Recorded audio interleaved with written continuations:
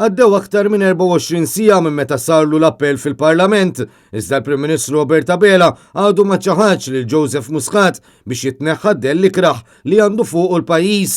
Għaddew aktar minn 24 sija u Abela għadu ma kummentax dwar kemm kien spalla ma Muscat u sansitra l-konsulent tiegħu f'sinjal ċar ta' kontinwità għall-gvern ta' Muscat.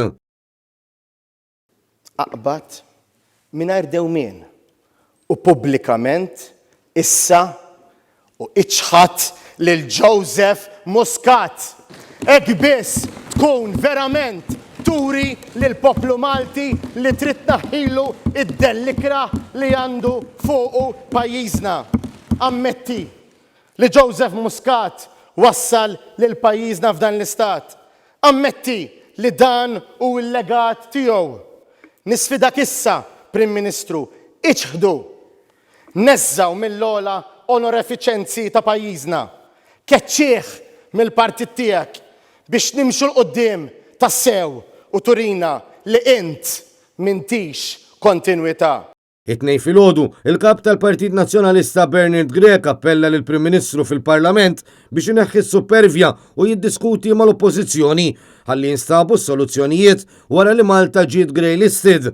Bernard Grech fakkar kif dawn it-8 snin il-Gvern Laburista kien ipoġġi biss lil Muscat u lin-nies madwaru fiċ-ċentru tal-politika billi baqa' jiddefendihom b'kull membru parlamentari ivvota l darba wara l-oħra biex jipproteġi lin-nies bħal Konrad Mizzi u Keith Schembri. Il-kap tal-Partit Nazzjonalista tenna l-appell biex Abela jiċħad lil Muscat hekk kif qal li kull ġurnata fil-Grey List se tissarraf f'nuqqas ta' investiment barrani. Se jkun il-poplu kollu li se jbati minn din is-sitwazzjoni. U għalhekk kompla li f'dan il-mument jeħtieġ konsensus nazzjonali bil-Partit Nazzjonalista qed jagħmel l-għażliet fl-aħjar interess tal-poplu għax l-ewwel responsabbiltà hi lejn il-poplu. Min-naħa l-oħra fakkar li sentejn ilu ir-rabja tal-poplu diġà niżlet mill-poter lil dak li kien iċċertifikat bħala l-aktar politiku korrott fid-dinja. Aħna nagħmlu l-għażliet fl-aħjar interess tal-poplu anki jekk nidhru dgħajfin.